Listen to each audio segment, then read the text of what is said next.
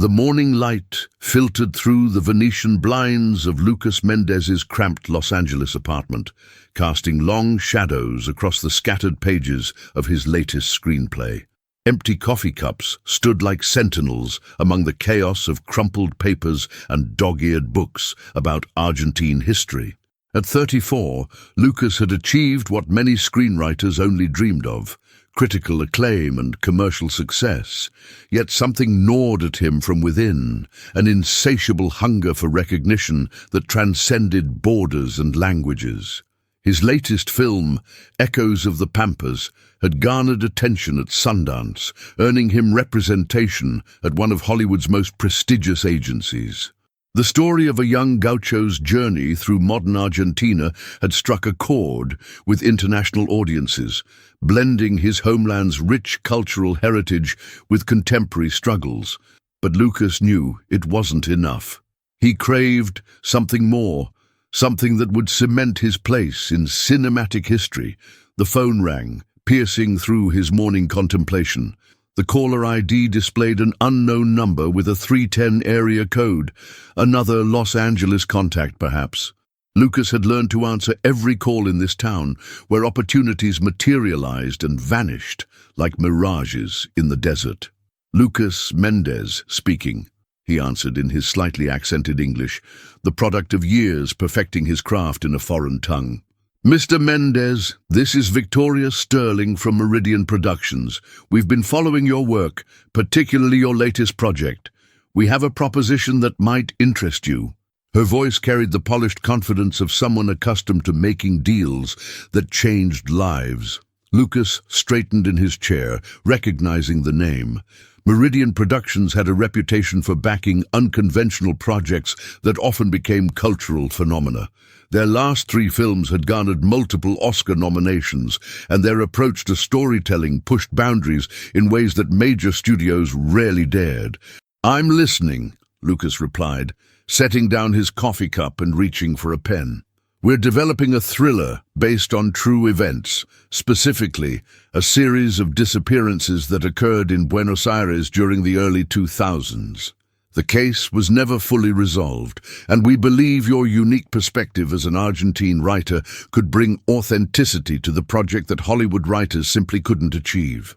Lucas felt his pulse quicken. True crime adaptations were notoriously difficult to execute well, but when done correctly, they possessed a raw power that purely fictional stories often lacked. The early 2000s in Argentina had been a tumultuous period, marked by economic collapse and social upheaval. He remembered those days vividly, the uncertainty, the desperation, the way people seemed to vanish not just physically, but from collective memory. "Can you tell me more about the specific case?" Lucas asked, already envisioning the dark, rain-soaked streets of Buenos Aires that would serve as his canvas. "I'd prefer to discuss the details in person. Are you available to meet tomorrow afternoon? We're prepared to offer a substantial advance, and creative control would remain largely in your hands. This isn't a studio project where you'd be subject to committee decisions." The offer felt almost too good to be true. In Lucas's experience, Hollywood rarely handed over creative control to writers, especially those still establishing their reputation. But something in Victoria Sterling's tone suggested genuine respect for his artistic vision. "Where would you like to meet?" he asked. "There's a cafe on Melrose, Republique. Do you know it? Say 2 o'clock tomorrow?" After confirming the meeting, Lucas hung up and stared at the phone in his hand. The timing felt serendipitous, arriving just as he'd been struggling with his next project. He'd spent weeks trying to capture lightning in a bottle again, searching for a story that would surpass his previous success. The rest of the day passed in a blur of research. Lucas dove into internet archives, newspaper databases, and academic articles about Argentina's post-2001 crisis period. The economic meltdown had created a perfect storm of social instability, where desperate people made desperate choices. Families were torn apart, businesses collapsed overnight, and in the chaos, some individuals simply disappeared. He discovered scattered references to unsolved missing persons cases from that era, but information was frustratingly fragmented. Most articles focused on the broader economic disaster rather than individual tragedies. The missing seemed to have been forgotten, their stories buried beneath statistics about unemployment rates and currency devaluation. That evening, Lucas called his sister Maria in Buenos Aires.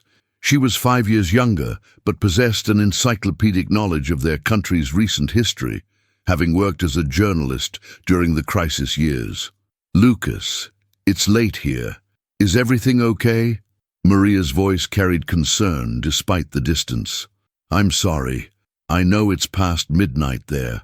I needed to ask you about something. Do you remember hearing about disappearances in Buenos Aires around 2001, 2002?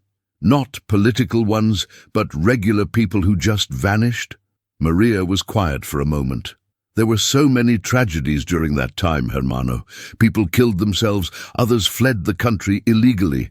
Some families broke apart and lost contact. Why are you asking? I might be writing about it." "A production company approached me about adapting a true story from that period." "Be careful, Lucas. That was a dark time, and not everyone who lived through it wants those wounds reopened. Some stories are better left buried." Her warning lingered in his mind long after they'd said goodbye. Maria had always been protective, but something in her tone suggested she knew more than she was sharing. Lucas made a mental note to press her for details when they spoke again. The next afternoon, Lucas arrived at Republique 15 minutes early, choosing a table near the window where he could observe the steady stream of industry professionals conducting business over artisanal coffee and overpriced salads. Los Angeles was a city built on meetings like this one, where dreams were bought and sold with handshake deals and non-disclosure agreements. Victoria Sterling arrived precisely on time, her appearance commanding attention without being ostentatious. She was perhaps 45, with silver-streaked hair pulled back in an elegant chignon and sharp eyes that seemed to catalogue every detail of their surroundings. Her handshake was firm, her smile professional but warm. "Thank you for meeting with me, Lucas. I've read your work extensively, and I believe you're exactly the writer we need for this project." She opened a leather portfolio and withdrew a manila envelope. "Before we discuss terms, I need you to sign a confidentiality agreement. The story we're asking you to adapt involves living people, and discretion is paramount." Lucas reviewed the document quickly. It was standard language prohibiting him from discussing the project publicly until filming concluded. He signed without hesitation, his curiosity outweighing any concerns about secrecy. Victoria smiled and slid a thicker folder across the table. "This contains everything we've compiled about the case. Police reports, witness statements, newspaper clippings, family photographs. It's not complete. Some files were lost or destroyed over the years, but it should give you enough material to begin crafting your narrative." Lucas opened the folder and immediately felt drawn into the mystery. The first document was a Buenos Aires police report dated March 15, 2002, detailing the disappearance of Elena Vasquez, a 28-year-old bank employee who had vanished while walking home from work. Her photograph showed a striking woman with dark eyes and a slight smile that seemed to hold secrets. "How many people disappeared?" Lucas asked, flipping through more files. "7 that we know of, all within a 6-month period. Different neighborhoods, different demographics, but certain patterns emerged that the police never fully investigated." As Lucas continued examining the materials, a chill ran down his spine. The locations were all familiar to him, neighborhoods where he'd spent time during his youth in Buenos Aires. The victims' ages ranged from 22 to 35, all young professionals trying to rebuild their lives after the economic collapse. "What patterns?" he asked, though part of him wasn't sure he wanted to know. Victoria leaned forward, her voice dropping to barely above a whisper. "They were all involved in exposing corruption during the crisis. Bank employees who had access to records of illegal fund transfers, journalists investigating government connections to the economic collapse, activists organizing protests, people who might have known too much. The weight of the revelation settled over Lucas like a heavy blanket. This wasn't just a story about random disappearances. It was potentially about systematic elimination of witnesses to one of Argentina's darkest periods. "Why now?" Lucas asked. "Why adapt this story after more than 20 years?" "Because the truth has a way of surfacing, regardless of how deeply it's buried. We believe the time is right to examine what really happened during those months. Your film could serve as both entertainment and historical record." As their meeting concluded, Victoria handed him a business card and a check that made his eyes widen. The advance was more than he'd earned for his previous screenplay, with additional payments tied to completion milestones. "Take your time reviewing the materials," she said, standing to leave. "But don't take too long. Some stories have expiration dates, and this one may be approaching its limit." Walking back to his apartment, Lucas felt both exhilarated and apprehensive. The project represented everything he'd been seeking: creative freedom, substantial compensation, and source material with the potential for international impact. But Maria's warning echoed in his mind, along with Victoria Sterling's cryptic comment about expiration dates. That evening, Lucas spread the case files across his dining table and began reading in earnest. Each document pulled him deeper into a web of corruption, fear, and tragedy that extended far beyond simple missing persons cases.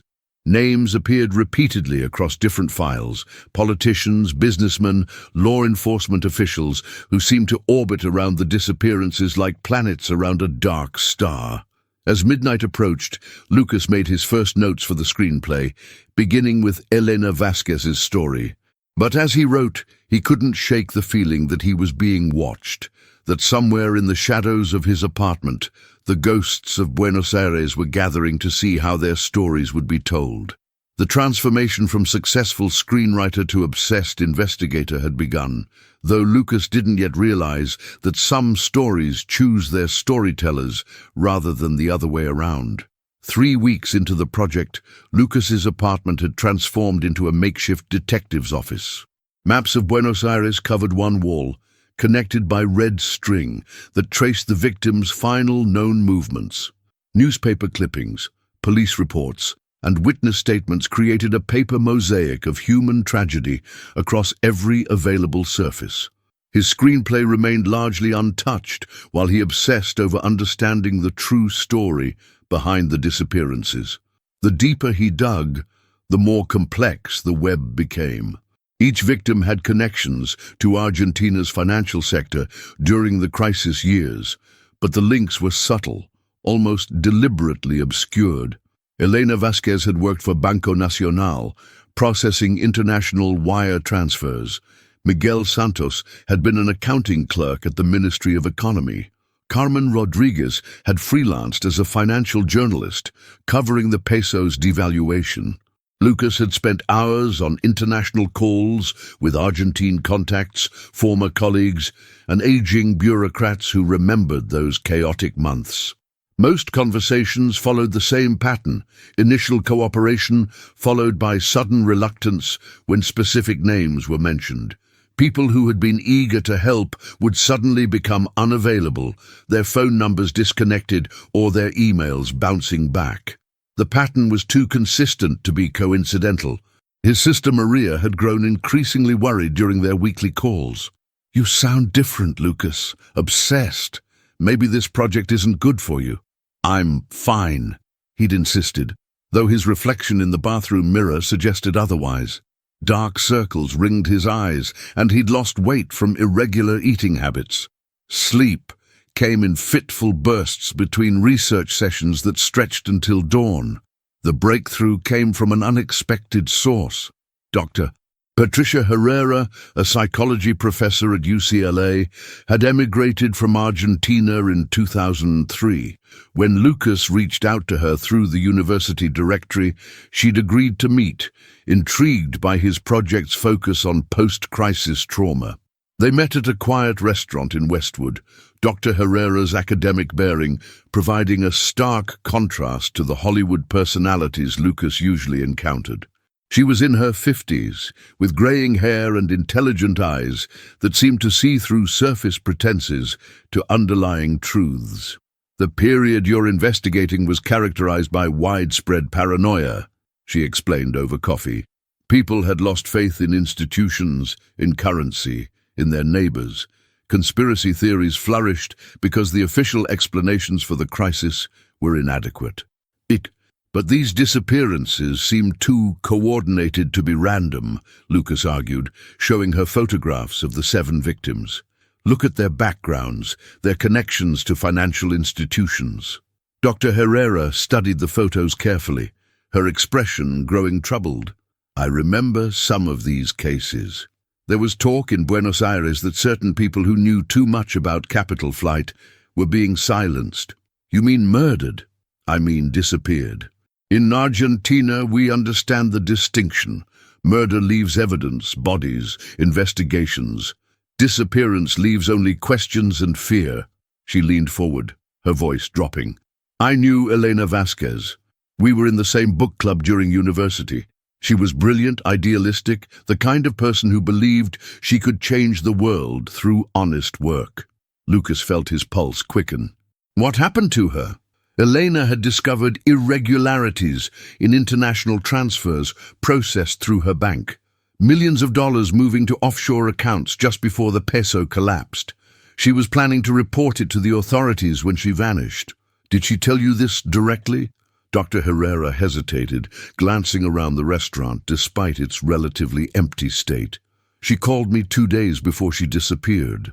Said she'd found something important, but was scared to proceed alone. I advised her to contact a journalist friend of mine, Sofia Restrepo, who specialized in financial corruption stories. The name sent a jolt through Lucas's system. Sofia Restrepo appeared in several of his case files as a journalist who had covered the disappearances, but her own background remained frustratingly vague. Most references to her work ended abruptly in late 2002. What happened to Sofia? Lucas asked. She left Argentina suddenly, claiming she'd received a fellowship to study in the United States, but those who knew her well suspected she'd been threatened.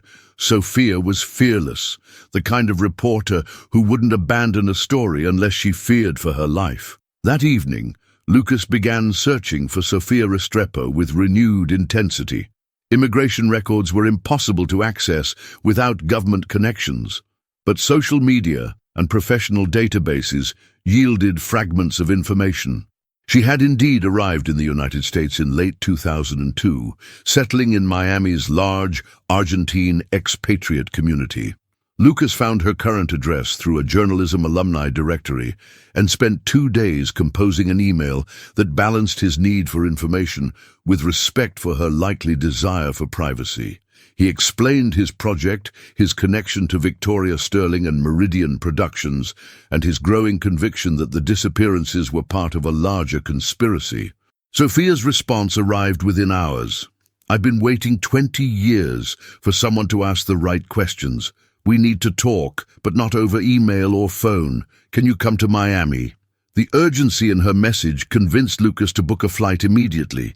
He told Victoria Sterling he was traveling to conduct research interviews, providing just enough detail to justify the expense without revealing Sofia's identity.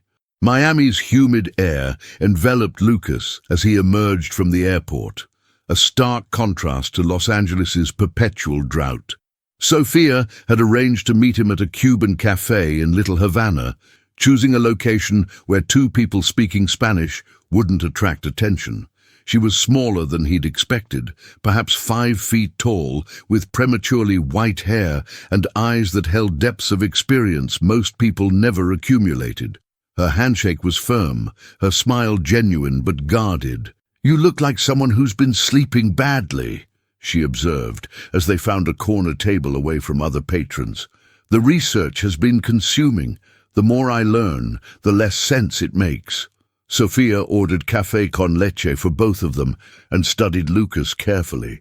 Before we begin, I need to understand your motivations. Why this story? Why now? Lucas explained his meeting with Victoria Sterling, his growing obsession with the case files, and his conviction that the disappearances were connected to financial corruption during Argentina's crisis period. Meridian Productions, Sophia repeated thoughtfully. I've heard that name before, but not in connection with film projects. What do you mean? There are Meridian companies involved in international finance, private security, information management. The entertainment industry isn't their primary focus. A chill ran through Lucas, despite the Miami heat. You think they have ulterior motives? I think you should be very careful about who's funding your research and why they want this story told now. Sophia opened a weathered briefcase and withdrew a thick folder. These are copies of my original investigation files. I've kept them hidden for 20 years, moving them every time I changed apartments, always ready to destroy them if necessary. The documents she showed Lucas were far more detailed than anything in Victoria Sterling's materials. Financial records, coded communications, witness testimonies that painted a picture of systematic elimination of people who had discovered evidence of massive capital flight preceding Argentina's economic collapse. Elena Vasquez wasn't the only bank employee who discovered the illegal transfers, Sophia explained. There were dozens of people across different institutions who noticed the patterns. Most kept quiet out of fear, but 7 were preparing to go public, and they all disappeared within 6 months. Not just disappeared, Lucas. Their cases were mishandled, evidence was lost or contaminated, witnesses changed their stories or left the country. It was a comprehensive operation to ensure silence. Lucas studied a photograph of Elena Vasquez at her bank desk, smiling at the camera during what appeared to be an office Christmas party. She looked so young, so full of hope and determination. Who was behind it? That's the question that nearly got me killed, Sophia replied quietly. The operation involved people at the highest levels of government, banking, and law enforcement. International connections too, shell companies in the Cayman Islands, Luxembourg, Singapore. She showed him a document that made his hands shake. It was a communication between Argentine officials and representatives of several multinational corporations discussing the need to manage information flow during the crisis period to prevent destabilization of recovery efforts. They killed 7 people to protect their financial schemes. They disappeared 7 people, and probably many more whose cases were never connected to the pattern. As their conversation continued into the evening, Sophia revealed details that transformed Lucas's understanding of the project entirely. The disappearances weren't just about silencing witnesses, they were part of a broader campaign to control the narrative of Argentina's economic collapse, ensuring that certain truths never surfaced. "Why are you sharing this with me now?" Lucas asked as they prepared to leave. Sophia was quiet for a long moment, staring out at the Miami skyline. "Because I'm dying, Lucas. Lung cancer, stage 4. I've spent 20 years hiding from the truth, and I don't want to take it to my grave." The revelation hit him like a physical blow. This woman had sacrificed her career, her homeland, and possibly her health to protect information that could expose one of the largest financial conspiracies in Latin American history. "There's something else," Sophia continued. "I've been monitoring news about your project through contacts in the entertainment industry. Meridian Productions isn't just financing your screenplay. They're actively seeking to acquire the film rights to all stories related to the 2001-2002 disappearances. Why would they want to control all the stories? Because controlling the narrative means controlling the truth. If they produce the definitive film about these events, they can ensure that certain aspects never come to light." Flying back to Los Angeles, Lucas felt as though he were returning to a different world. The screenplay that had seemed like his career breakthrough now felt like a potential betrayal of the victims whose stories he'd been hired to tell.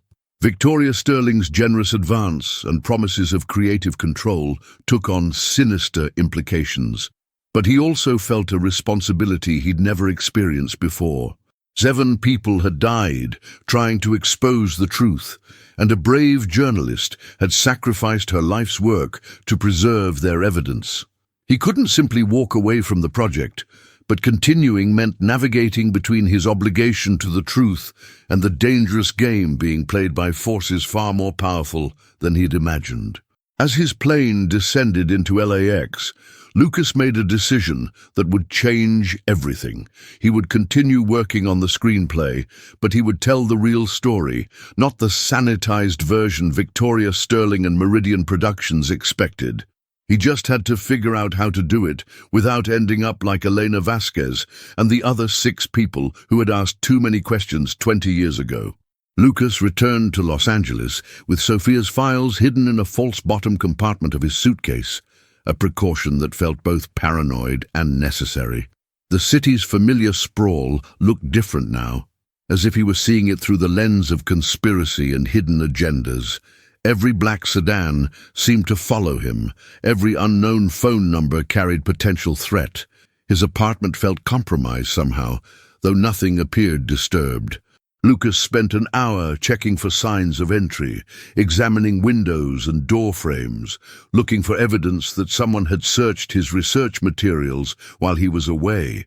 The paranoia felt foreign to his nature, but Sophia's revelations had fundamentally altered his perception of the project and his own safety. The first sign that his investigation had attracted unwanted attention came 3 days after his return. Lucas was reviewing Sophia's financial documents when his phone rang with an unknown number displaying a 323 area code, local Los Angeles. "Mr. Mendez, this is Detective Raymond Morrison with LAPD. We need to speak with you regarding your recent travel activities." Lucas's mouth went dry. "I'm sorry, what kind of travel activities?" "There's been an incident involving a person of interest in Miami. Your name appeared in connection with the case. Can you come down to the station this afternoon?" The conversation was brief, professional, but carried an undercurrent of threat that made Lucas's hands tremble as he hung up. Police involvement meant his meeting with Sophia had been monitored, which implied surveillance capabilities far beyond what he'd imagined. He considered calling Victoria Sterling for advice, but realized he no longer trusted her motives or allegiances. Instead, he contacted a lawyer friend from his film school days, someone who specialized in entertainment law but had connections in criminal defense. David Chen met him outside the North Hollywood police station, his expression grave. "Whatever you do, don't volunteer information beyond what they specifically ask. This smells like fishing expedition rather than legitimate investigation." Detective Morrison was a thin man in his 50s with prematurely gray hair and tired eyes that had seen too much of humanity's worst impulses. He led Lucas to a small interview room that smelled of stale coffee and industrial disinfectant. "We appreciate you coming in voluntarily, Mr. Mendez. This is regarding Sofia Restrepo, the journalist you met with in Miami last week." Lucas felt his pulse quicken, but kept his expression neutral. "Is she all right, Ms.?" Restrepo was found dead in her apartment yesterday morning. Apparent heart attack, though the circumstances were unusual enough to warrant investigation. The world seemed to tilt sideways. Sophia had been vibrant during their meeting, despite her cancer diagnosis. The timing of her death, just days after sharing her investigation files, couldn't be coincidental. "I'm sorry to hear that," Lucas managed. "She seemed like a remarkable woman. What was the nature of your meeting with Ms. Restrepo?" "Research for a screenplay I'm writing. She was a journalist who covered financial corruption in Argentina during the early 2000s. I needed her expertise for authenticity." Detective Morrison made notes in a small pad, his pen scratching loudly in the quiet room. "Did she share any documents or materials with you?" Lucas chose his words carefully. "She discussed her experiences as a journalist, but nothing specific. General background about the economic crisis and its impact on Argentine society." The interview continued for 40 minutes, with Morrison asking detailed questions about Lucas's travel schedule, his funding sources for the trip, and his plans for the screenplay. Each question felt like a probe, designed to uncover information rather than investigate Sophia's death. Walking out of the station with David Chen, Lucas felt exposed and vulnerable. They weren't investigating her death, he told his friend. They were investigating me. Or investigating what she might have told you, David replied grimly. Be very careful, Lucas.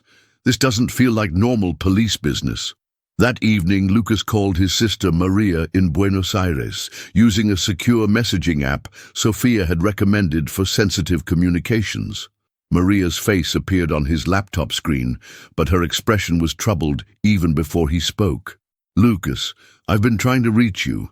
Strange things have been happening here. What kind of strange things? People have been asking about you. Old neighbors, former classmates, even someone who claimed to be researching a documentary about Argentine writers in Hollywood. But the questions were odd. They wanted to know about your family connections, your political views, your reasons for leaving Argentina. Lucas felt the walls of his apartment closing in around him. The investigation into his background was happening simultaneously on multiple continents, suggesting resources and coordination beyond normal law enforcement capabilities. Maria, I need you to be very careful. Don't discuss my work with anyone, and if people continue asking questions, consider visiting our cousin in Rosario for a while. His sister's eyes widened with alarm. You're scaring me, hermano. What kind of project are you working on? I can't explain over the phone, but I may have stumbled into something much larger than I expected. Promise me you'll be careful. After ending the call, Lucas sat in darkness, contemplating his options. Sophia's death had eliminated his primary source of information about the conspiracy, but it had also confirmed that powerful forces were willing to kill to protect their secrets. Continuing his investigation meant risking his own life and potentially endangering his family. But abandoning the project meant betraying Sophia's sacrifice and the memory of 7 people who had died seeking truth. Lucas made a decision that would define the remainder of his investigation. He would accelerate his work on the screenplay, but he would also create multiple copies of Sophia's files and establish dead man's switches to ensure the information survived, even if he didn't. Over the following week, Lucas threw himself into writing with manic intensity. The screenplay began taking shape, but not in the way Victoria Sterling had envisioned. Instead of a sanitized thriller about mysterious disappearances, Lucas crafted a devastating exposé of financial corruption that named names and detailed the systematic elimination of witnesses. Elena Vasquez became the central character, her discovery of illegal fund transfers serving as the catalyst for a conspiracy that reached the highest levels of Argentine government and international finance. Lucas wrote her as a hero, someone who chose courage over safety and paid the ultimate price for her integrity. He also wove Sophia's story into the narrative, creating a journalist character who survived the initial wave of disappearances only to spend decades in exile, protecting the evidence that would eventually expose the truth. The character's death from cancer provided a poignant counterpoint to the violence that had claimed the other victims. As he wrote, Lucas began receiving subtle pressure from Victoria Sterling and Meridian Productions. Phone calls asking about his progress, suggestions for script consultants who could help streamline the narrative, and gentle inquiries about whether he needed additional research materials. "We're excited to see your first draft," Victoria told him during a lunch meeting at an upscale Beverly Hills restaurant. "Our investors are particularly interested in the project's commercial potential." Commercial potential seems like an odd priority for a story about human rights violations," Lucas replied, watching her reaction carefully. Victoria's smile never wavered, but something cold flickered behind her eyes. "Entertainment value and social consciousness aren't mutually exclusive, Lucas. We want to ensure your important story reaches the widest possible audience. By softening the edges and avoiding controversial details, by crafting a narrative that serves both truth and entertainment. Sometimes the full truth is too complex for general audiences. Simplification can actually enhance the message's impact." Lucas recognized the conversation as a negotiation disguised as artistic collaboration. Victoria Sterling was testing his willingness to compromise. measuring how much control Meridian Productions could exert over the final screenplay. "I'll keep that in mind," he said non-committally. That evening, Lucas received an encrypted email from an address he didn't recognize.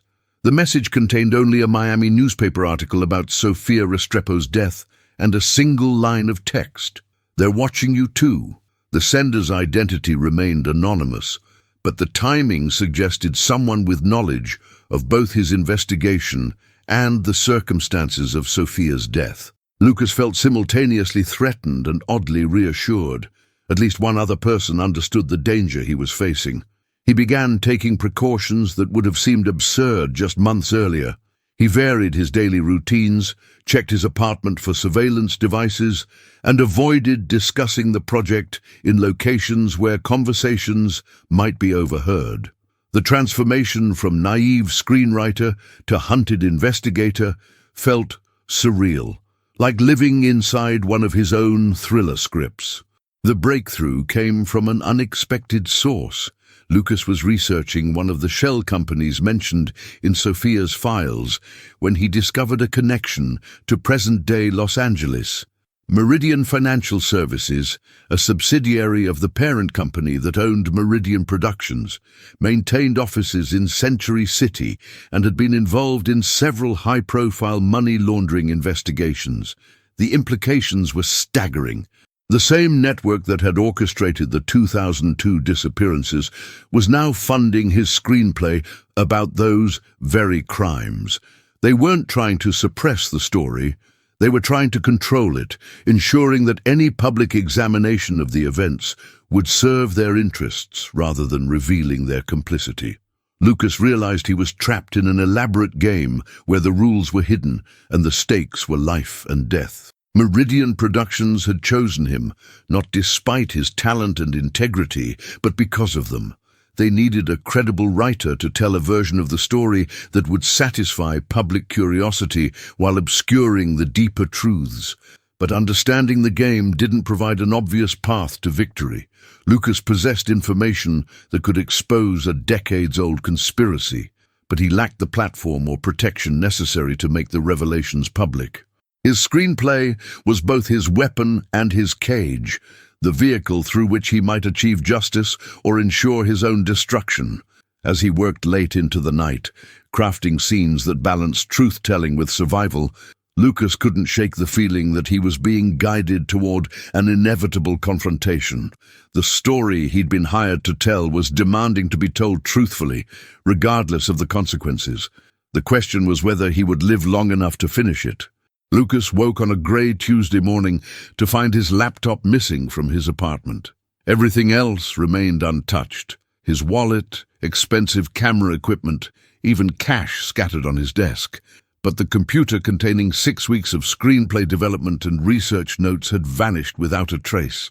The lock showed no signs of forced entry, suggesting whoever had taken it possessed sophisticated tools and skills. Panic seized him as he realized the implications. The laptop contained not only his screenplay, but also digital copies of Sofia's files, encrypted communications with sources, and detailed notes about the conspiracy he'd uncovered. More importantly, it contained his research into Meridian Productions' connections to the original disappearances. His first instinct was to call the police, but Detective Morrison's suspicious questioning after Sofia's death made him hesitate. If law enforcement was compromised, reporting the theft might simply confirm to his enemies that they'd successfully retrieved damaging information. Instead, Lucas drove to an internet cafe in Koreatown, paying cash for computer time and using a VPN to access his cloud storage backups. Relief flooded through him when he discovered that his automatic backup system had preserved most of his work, including the most recent draft of the screenplay that explicitly connected Meridian Productions to the 2002 conspiracy. But the theft sent a clear message. His investigation was known, monitored, and actively opposed by people with resources far exceeding those of a struggling screenwriter. The game had escalated beyond surveillance to direct action. Lucas spent the morning copying his files to multiple USB drives, which he would hide in various locations around the city. If something happened to him, at least the evidence would survive. He also prepared a comprehensive email detailing his discoveries, scheduled to send automatically to major news outlets if he failed to reset the timer every 48 hours. His phone rang as he was leaving the cafe. Victoria Sterling's name appeared on the screen, her timing so perfect it couldn't be coincidental. "Lucas, I hope you're well. I wanted to schedule a meeting to discuss your progress on the screenplay. Our investors are eager for an update." "My laptop was stolen last night," Lucas said, testing her reaction, "along with all my work on the project." There was a brief pause before Victoria responded, her voice carrying just the right note of concern and surprise. "How terrible! Have you contacted the police? We should certainly report this to our insurance carrier as well." "I'm handling it," Lucas replied carefully. "I hope you have backups. It would be tragic to lose weeks of creative work." The conversation felt like a chess match where both players knew the other's strategy but maintained the pretense of normalcy. Victoria's concern seemed genuine, but her quick mention of insurance and backups suggested foreknowledge of the theft. They arranged to meet the following afternoon at Meridian Productions' Century City offices, a location Lucas had avoided until now, but could no longer postpone visiting. He needed to understand the scope of his opposition and gauge how much they knew about his discoveries. That evening, Lucas met with David Chen at a downtown bar frequented by lawyers and journalists, choosing a crowded public venue where private conversations were possible, but surveillance would be difficult. "I think I'm in serious trouble," Lucas confided, explaining the laptop theft and his growing suspicions about Meridian Productions. David listened carefully, his expression growing more troubled with each revelation. "You're describing a conspiracy that spans decades and involves murder. That's way beyond my expertise or comfort level. What would you do in my position?" "Honestly, I'd walk away, return their money, claim writer's block, and find a nice romantic comedy to adapt." Lucas had expected that advice, but hearing it articulated made him realize how impossible retreat had become. Walking away meant abandoning Sophia's sacrifice, betraying the memory of 7 murdered people, and allowing the conspirators to control the narrative indefinitely. "I can't do that, David. Too many people have died for this truth to stay buried." His friend sighed deeply. "Then you need better protection than I can provide. Have you considered contacting federal authorities? FBI, Treasury Department, anyone with jurisdiction over international financial crimes?" "With what evidence? A dead journalist's files and a screenplay about events from 20 years ago? They'd think I was a paranoid screenwriter who'd watched too many conspiracy movies." The next day, Lucas arrived at Meridian Productions' offices with a mixture of dread and determination.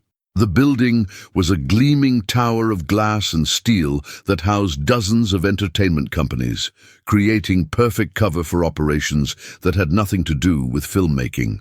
Meridian's suite occupied an entire floor, its tasteful decor and expensive furniture suggesting far greater resources than a typical production company. Original artwork adorned the walls, and the view of Los Angeles stretched from downtown to the Pacific Ocean. Victoria Sterling met him in a conference room equipped with state-of-the-art video screens and recording equipment.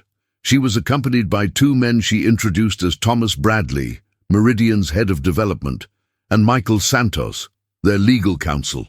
Lucas studied their faces carefully, noting the calculation behind their professional smiles. These weren't creative executives focused on storytelling. They